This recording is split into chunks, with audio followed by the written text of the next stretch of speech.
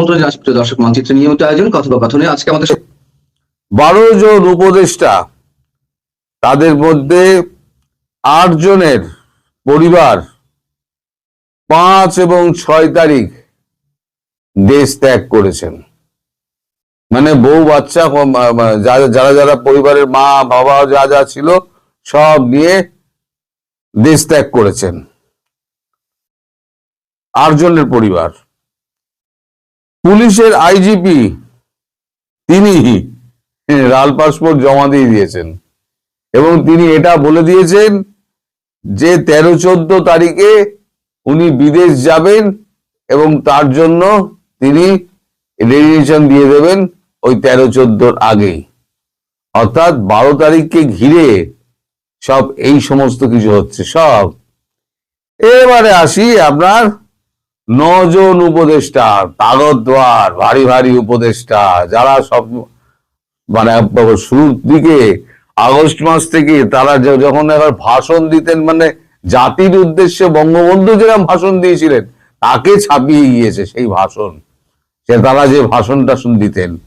সেই 9 জনের মধ্যে আর যারা যারা হলেন তাদের নাম আমি বলছি: সালেউদ্দিন অর্থ উপদেষ্টা, রিজওয়ানা পরিবেশ উপদেষ্টা, Farida Akhtar livestock, Sharmin Murshed work and establishment, Faruki Azam ধর্ম ও মুক্তিযুদ্ধ উপদেষ্টা, জাহাঙ্গীর আলম চৌধুরী তিনি হচ্ছেন স্বরাষ্ট্র উপদেষ্টা, তৌহিদ হোসেন পররাষ্ট্র উপদেষ্টা, খলিলুর রহমান এনএসএ, শেখ বশির বিমান এবং বাণিজ্য উপদেষ্টা।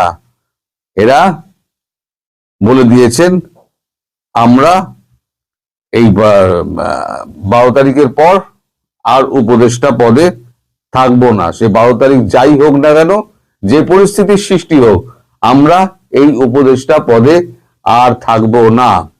এছাড়া 2 জন বিশেষ সহকারী, তারা 12 তারিখের পর আর থাকতে চাইছেন না। এরা হলেন আবু তৈয়েব এবং লুফসে সিদ্দিকী। তাহলে বুঝতে পারছেন 12 তারিখ ঘিরে কি হতে যাচ্ছে। বৃক্ষ তোমার নাম কি, ফলে ন পরিচয়াতে। তার মানে বৃক্ষের সামনে কিন্তু ফল ফলতে শুরু করেছে এবং ফল দেখে বোঝা যাচ্ছে বৃক্ষ তোমার নাম কি। ওটা নিম ফল নাকি ওটা আম ফল নাকি ওটা আমরুদ। যা হোক, এই 12 তারিখ নিয়ে যে সংশয় আপনাদের মনের মধ্যে ছিল, আমি আপাতত মনে হচ্ছে সেই সংশয়ের কিছুটা কাটাতে পেরেছি। যে 75% ধরে নিন হচ্ছে না, আর 25% হচ্ছে। কারণ জামাত হুঙ্কার দিয়ে দিয়েছে যদি সরকারের অংশ না হতে পারে তাহলে নির্বাচন হবে না। আর তারেক বলেছে এইভাবে যদি নির্বাচন হয় তাহলে এই নির্বাচনে বিএনপি থাকবে না। অর্থাৎ তারেক রহমান বানচাল করুক অথবা আপনার জামাত বানচাল করুক, নির্বাচন বানচাল হচ্ছে।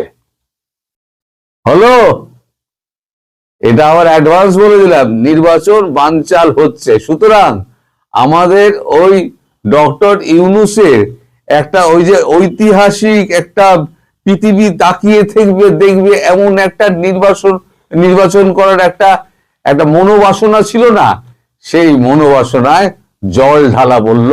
উনি আর পৃথিবীকে একটা ঐতিহাসিক নির্বাচন দেখাতে পারলেন না। বড় দুঃখ রয়ে গেল আমার। এই দুঃখ যে আমি কোথায় রাখবো দর্শক, এই দুঃখ আমার মানে যে আমার এই জীবনে এই দুঃখ যাবে না। তো যাই হোক, আপনারাও ধীরে ধীরে দেখতে থাকুন আর আপনারা আজকে লিখতে থাকুন সব গুজব। তারপরে 12 তারিখে দেখবেন সব ওই ফলে ন পরিচয়তে ফল বেরোতে শুরু করেছে, গাছ চিনতে পারবেন। তখন দেখবেন আপনি ঢেলা খেলেন না ঢেলাটা আমি খেলাম। আসসালামু আলাইকুম রহমতুল্লাহি ওয়াবারাকাতুহু। সম্মানিত দর্শক, আজকে এই ভিডিওটি যখন করছি তার থেকে 3 দিন পরে, জাস্ট 3 দিন পর নির্বাচন অনুষ্ঠিত হতে যাচ্ছে। আমি যে জায়গাতে বসবাস করছি সেখানে কোনো মিছিল নেই, মিটিং নেই। মিছিল মিটিং দেখার জন্য, নির্বাচনের আমেজ বোঝার জন্য আমাকে ফেসবুকে যেতে হয়। মূলধারা যে গণমাধ্যম, সেই গণমাধ্যমের খবরাখবরও ঠিক ওই রকম নির্বাচন নিয়ে বিভিন্ন সময়টিতে। এমনকি বিএনপির জামানাতে যে 15 ফেব্রুয়ারি নির্বাচন হয়েছিল, একতরফা নির্বাচন হয়েছিল, অথবা ওই যে মাগুরা নির্বাচন হয়েছিল, কিংবা মোসাদ্দেক আলী ফালুকে জিতিয়ে আনার জন্য যে একটি নির্বাচন খেলা হয়েছিল তেজগাঁতে, ওই নির্বাচনের যে আমেজ ছিল বা ওটা নিয়ে যে বিতর্ক হতো, ঠিক সেরকম বিতর্ক কিন্তু এবারের নির্বাচনে দেখা যাচ্ছে না। এবারের নির্বাচনে চার-পাঁচটি সিট, চার-পাঁচটি হবে না, ওখানে নুরুল হক নুরু, এখানে রুমিন ফারহানা, এই দুটো সিট নিয়ে বিভিন্ন রকম কথাবার্তা আমরা শুনতে পাচ্ছি। আর বাকি যা কিছু হচ্ছে সবই একতরফা। বিএনপির যারা নেতা রয়েছেন তারা বলতে গেলে প্রায় সব সিটে নাকের তেল দিয়ে ঘুমাচ্ছেন। জামাতের যারা নেতৃবৃন্দ রয়েছেন তাদের দুজনের দুটো কর্ম দেখলাম। একটি কর্ম হলো তারেক রহমান সাহেবের প্রতিদ্বন্দ্বী যিনি দাঁড়িয়েছেন, তিনি ক্যান্টনমেন্টে একটি ঘটনা ঘটিয়েছেন, এটি আসছে। আর জামাতের একজন নেতা, সেই বিতর্কিত নেতা জনাব শাহজাহান, তিনি সেই মাঠে প্রচার করতে গেছেন, তার সঙ্গে 4-5 জন লোক, কৃষকরা বসে বসে খাচ্ছিলেন। তিনি তাদেরকে বললেন যে তোমরা খাচ্ছ, ওখান থেকে আমাকে 1 লোকমা খাওয়াই দাও। মানে অতিরিক্ত মার্কেটিং। তো অন্যান্য সময় যেটা হয়, সভা, জনসভা, মিছিল, মিটিং, মানে এটাতে পুরো ঢাকা শহর থেকে শুরু করে সব জায়গাতে তছনছ হয়ে যায়। এখানে ছোট ছোট প্রার্থীরা আছে যারা নতুন আসছেন, তারা চেষ্টা করছেন, যেমন তাসনিম যারা চেষ্টা করছেন, একা একা ঘুরছেন। আবার তার এই নির্বাচনটি মূলত ফেসবুক কেন্দ্রিক। তিনি ফেসবুকে বলে যাচ্ছেন যে এখানে যাচ্ছি, ওখানে যাচ্ছি। আর বিভিন্ন লোকজন, আমাদের দেশে যা হয়, মানুষের খুব আগ্রহ থাকে। জাইমা রহমান যাচ্ছে রিক্সায় করে, একজন রিক্সাওয়ালাকে সে একটা কাগজ দিল, রিক্সাওয়ালা দৌড়ে এসে কান্না শুরু করে দিল। কেন সে কাঁদলো সে নিজেও জানে না। আবার যার উদ্দেশ্যে কান্না করা হলো, জাইমা রহমান, তিনিও খুব আশ্চর্য হয়ে গেল যে কান্নার কি হলো এখানে। এই হলো আমাদের বাঙালির আবেগ। তো এই সকল পরিবেশ এবং পরিস্থিতির মধ্যে নির্বাচনের যে মাত্র 3 দিন আছে, তো সেক্ষেত্রে কি হবে, নির্বাচনের ফলাফল কি হবে, নির্বাচন কোন দিকে যাবে, ভবিষ্যৎ কি হবে, এগুলো নিয়ে যেভাবে আলোচনা হচ্ছে, তার চাইতে একটা আলোচনা ভীষণ রকমভাবে মানুষকে উৎসাহিত করছে যারা বর্তমান সরকারকে পছন্দ করে না। খবরটা বের হয়েছে যে উপদেষ্টা মণ্ডলীদের মধ্যে অনেকেই তাদের যে লাল পাসপোর্ট এটা জমা দিয়েছেন। এটা আদৌ সত্য কিংবা আদৌ মিথ্যা এটা বলা যাচ্ছে না, বাট এই গুজবটা ছড়িয়ে পড়েছে। সরকারের পক্ষ থেকে পররাষ্ট্র উপদেষ্টা তিনি বলেছেন যে আমি এই পাসপোর্ট জমা দেইনি, তবে যতদিন পর্যন্ত দায়িত্ব আছে এই দায়িত্ব মধ্যে কূটনৈতিক পাসপোর্ট জমা দেওয়া লক্ষণ তো ভালো নয়। হোয়াট ডাজ ইট মিন, এটার অর্থ কি? পররাষ্ট্র উপদেষ্টা মিস্টার তৌহিদ এই জমানাতে যে কজন, গত 17 মাসে যে কজন লোক মোটামুটি কম বিতর্ক করেছেন, সরকারের কোনো কর্মকাণ্ড বা ঝামেলার মধ্যে ওনারা জড়াননি, নিজের স্বাতন্ত্র্যতা বজায় রাখার চেষ্টা করেছেন, তাদের মধ্যে জনাব তৌহিদ অন্যতম। আরও একজন লোক, তিনিও মোটামুটি আমার কাছে বেশ ভালো বলেই মনে হয়, তিনি অর্থ উপদেষ্টা ডক্টর সালেহ। তারা সাধারণত এরকম ধরনের বিতর্কের মধ্যে তেমন একটা জড়াননি। একেবারে যেগুলো না বললেই নয় সেগুলো তাকে বলতে হয়েছে, যেগুলো না করলেই নয় সেই জিনিসগুলো তাকে করতে হয়েছে। In general they are gentleman.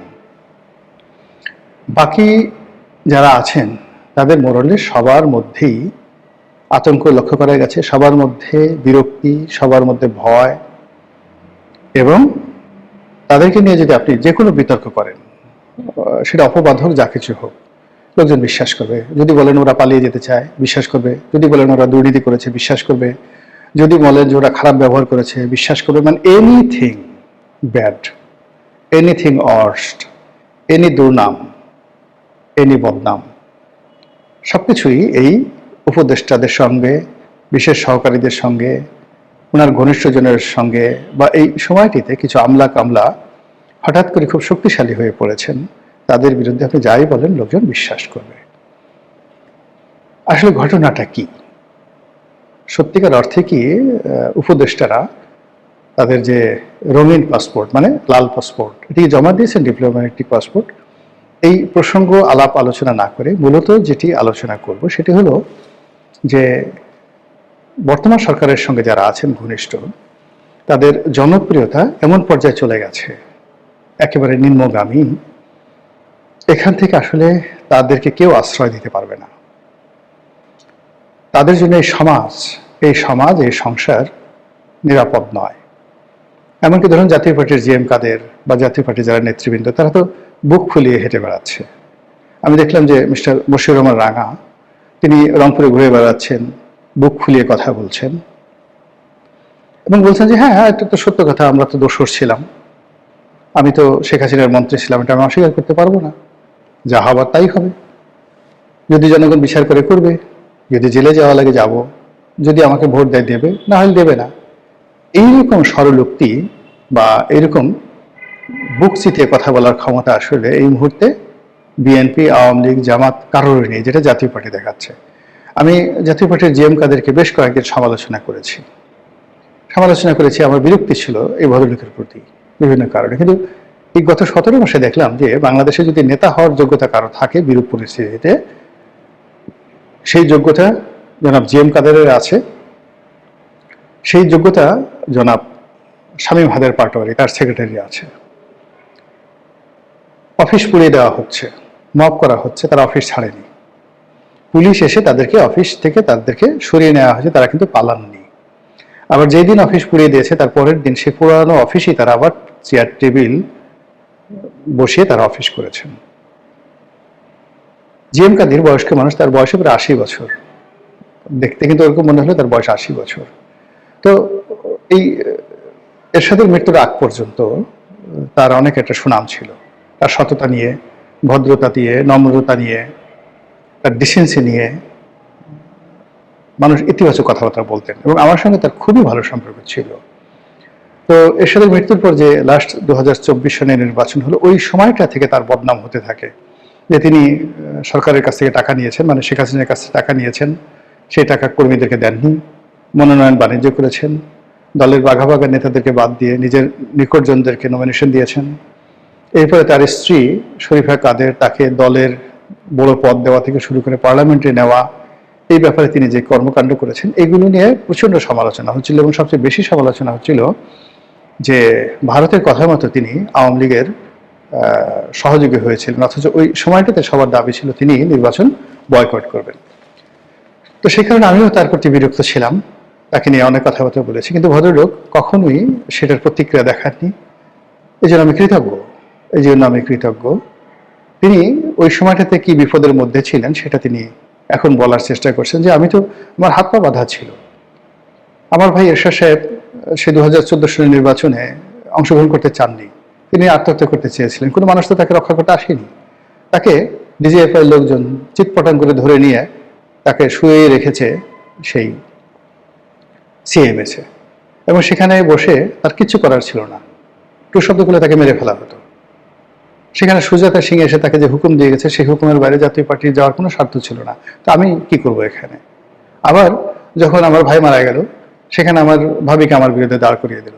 আমি একটা টু শব্দ করে তার সঙ্গে সঙ্গে আমার ভাবিকে দলের নেতৃত্ব দিয়ে দেওয়া হবে, এভাবে চক্রান্ত করা হলো। আমার দল টিকিয়ে রাখতে হবে, তো দল টিকিয়ে রাখার জন্য আমাকে এই কাজ করতে হয়েছে, আমি নিজে বাঁচবো, দল টিকিয়ে রাখবো, এই কথাগুলো তিনি অকপটে বলছেন এখন। দ্বিতীয়ত হলো যে এখানে আমার দলের মধ্যে বেশিরভাগ লোকই আওয়ামী লীগের সঙ্গে তাদের একটা সম্পর্ক ছিল, তারা আমাকে চাপ প্রয়োগ করছিল। আমি কি করব? এর পক্ষে আমার বাইরে করার কিছু ছিল না। এই সমাজটা আমাকে আশ্রয় দিত না, এই রাষ্ট্র আমাকে আশ্রয় দিত না। এখন অনেকে সমালোচনা করছে, কিন্তু আমি যদি ওই অবস্থাতে 2 দিন পালিয়ে কারো বাড়িতে থাকার চেষ্টা করতাম, প্রত্যেকটা লোক মানে দরজা বন্ধ করে দিত আমার জন্য। তো আমার তো ভারতের বাইরে যাওয়ার কোনো সাধ্য ছিল না, ক্ষমতা ছিল না। এখন যেভাবে অনেকের অনেক কিছু করার সুযোগ নেই, এই কথাগুলো তিনি এতটা সাবলীলভাবে এই সময়টাতে বলছেন এবং যেভাবে বুক ফুলিয়ে চলছেন, এর 10 ভাগের 1 ভাগ ক্ষমতা যদি সেই আওয়ামী লীগের 10 জন লোকের থাকতো, যে জিএম কাদের যে কাজটা করছে সেই কাজটা আমি করব। শামীম হায়দার পাটোয়ারি যে কাজটা করছে সে যেভাবে দাঁড়িয়ে বলছে না আওয়ামী লীগের ছাড়া নির্বাচন হবে না, আওয়ামী লীগ ছাড়া গৃহযুদ্ধ বেঁধে যাবে, মানে যে কথাগুলো বলার, তাকে আপনি আওয়ামী লীগের দোষর বলেন, ভারতের দোষর বলেন, দুর্বল বলেন, তারা কিন্তু তাদের কথা বলে যাচ্ছে। এবং ভারতের পক্ষ থেকে, ক্যান্টনমেন্টের পক্ষ থেকে তাদেরকে যে গ্রিন সিগন্যালগুলো দেওয়া হয়েছে সেই গ্রিন সিগন্যাল নিয়ে তারা যেভাবে বীর দপে ঘুরে বেড়াচ্ছে, আওয়ামী লীগের অনেক লোকের পেছনেও কিন্তু এইভাবে অনেক আশীর্বাদ ছিল বা আছে, কিন্তু তারা কিন্তু সেই নিজেদের অপকর্মের কারণে তারা কিন্তু রাস্তার বিরুদ্ধে সাহস পাচ্ছে না। আর এর কারণেই যারা এই মুহূর্তে মব করছেন, এই মুহূর্তে যারা নির্বাচন ম্যানিপুলেশন করার চেষ্টা করছেন, বা এই মুহূর্তে যারা একতরফা নির্বাচন করে জয়লাভ করার চেষ্টা করছেন এবং যারা রাজনীতির শূন্যতা তৈরি করছেন, তাদের সবার জন্য এটি একটি মহোৎসব হয়ে পড়ছে। যেটা বলছিলাম, বর্তমান উপদেষ্টা মণ্ডলী থেকে শুরু করে একেবারে প্রধান উপদেষ্টা, তারপর ওনার ঘনিষ্ঠজন প্রেস সচিব থেকে শুরু করে লামিয়া মোর্শেদ, অন্যান্য যারা তিনি বিদেশ থেকে এনেছেন, কি আশিক বা লুৎফে বা খলিলুর রহমান, তারা কেউ কিন্তু শান্তিতে নেই। সবার মনের মধ্যে একটা ভয়, একটা আতঙ্ক, এবং এই মুহূর্তে তারা বাংলাদেশে বন্ধুহীন, এতটা বন্ধুহীন যে আপনি দেখবেন যে আর এই ইলেকশনটা যদি হয়ে যায়, ইলেকশনের পরে তাদের সঙ্গে কারো সম্পর্ক ছিল এ কথা কেউ স্বীকার করবে না। তারা যদি কাউকে বলে যে ওরে ভাই তুমি তো আমার কাছে গিয়েছিলে, সে বলবে দূর দূর দূর দূর হ, তোদের কারোর সঙ্গে আমার কোনো পরিচয় ছিল না। এই হলো রাজনীতি, এই হলো রাষ্ট্র ক্ষমতা। এখানে যতক্ষণ আপনার ক্ষমতা আছে, সব মানুষ আপনার পায়ে যদি আবর্জনা থাকে, তারা লেহন করে বলবে হুজুরের আবর্জনা মধুর মতো মিষ্টি লাগে। আর যখন আপনি বিপদে পড়বেন, কাউকে যদি বিপদগ্রস্ত অবস্থায় নিজের সব কিছু দান করতে চান, টাকা পয়সা, বাড়ি, জমি জিরে সব কিছু, যে আমাকে একটু আশ্রয় দাও, কেউ আপনাকে আশ্রয় দেবে না। যেভাবে গাদ্দাফিকে দেয়নি, যেভাবে আপনার আইয়ুব খানকে দেওয়া হয়নি, ইয়াহিয়া খানকে দেওয়া হয়নি, টিক্কা খানকে দেওয়া হয়নি, সাদ্দাম হোসেনকে দেওয়া হয়নি, একইভাবে রাজনীতিতে যদি কেউ পচে যায়, কেউ তাকে আশ্রয় দেবে না। বাংলাদেশে বুকে হাত দিয়ে বলেন তো আপনারা, কার এত সাহস আছে এই মুহূর্তে আওয়ামী লীগের শীর্ষ 10 জন নেতার মধ্যে যে কোনো একজন প্রকাশ্যে এসে আপনার বাড়িতে থাকবে, আপনি আশ্রয় দেবেন ওবায়দুল কাদেরকে, জাহাঙ্গীর কবির নানককে, বাহাউদ্দিন আসিমকে, এই সমস্ত মানুষের সঙ্গে বন্ধুত্ব করার জন্য, তাদের ছায়া দেখার জন্য, তাদের বাড়ির সামনে দাঁড়িয়ে থাকার জন্য কত মানুষের কত আকুতি ছিল। সেই স্বরাষ্ট্রমন্ত্রী আসাদুজ্জামান খান কামাল থেকে শুরু করে আর অনেকে গত 15 বছর ধরে কত মানুষ তাদের দালালি করেছে। আজ এই বাংলাদেশে কত মানুষকে তারা উপকার করেছেন, তারা কি খালি ক্ষতি করেছেন? আপনাদের কাউকে কি উপকার করেননি?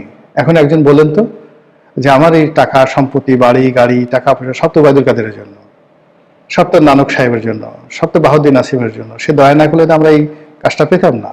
কাজে আমি বাংলাদেশে আছি, আমার এই বেঁচে থেকে লাভটা কি? আমার জীবন চলে গেল, যদি জেলে যেতে হয় আমি বাহাউদ্দিন আসিম এবং তার পরিবারকে আশ্রয় দেব, এবং আমি কলকাতাতে তাদেরকে টাকা পাঠাচ্ছি বা পাঠাবো। বাংলাদেশে এমন কোন বীর আছে বলেন তো এখন?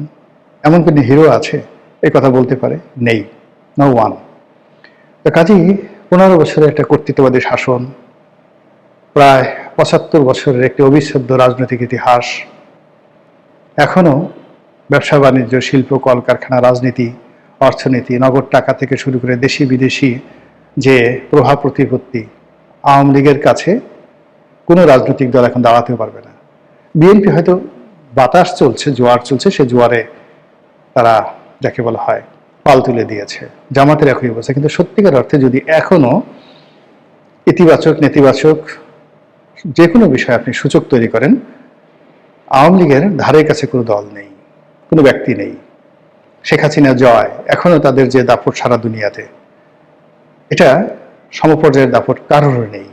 তো সেই অবস্থাতে আপনি শেখ হাসিনাকে আশ্রয় দিবেন, বা আপনি বুক খুলে বলবেন যে আমি আজকে শেখ হাসিনার সাথে টেলিফোনে কথা বলবো, দিস ইজ মি, আমার নাম অমুক, বাপের নাম অমুক, বাড়ির নাম অমুক, এই কথা বলে ফেসবুকে একটা ঘোষণা দেন তো? কারো নাই। তো এই যদি হয় আওয়ামী লীগের অবস্থা, তাহলে এই যে বর্তমান 17 মাসে যারা ডক্টর মোহাম্মদ ইউনূসের সঙ্গে ছিলেন, আছেন, তাদের অবস্থা কি হতে পারে সহজে এটা অনুমান করার জন্য খুব বেশি পাণ্ডিত্যের দরকার আছে বলে আমার মনে হয় না। আসসালামু আলাইকুম।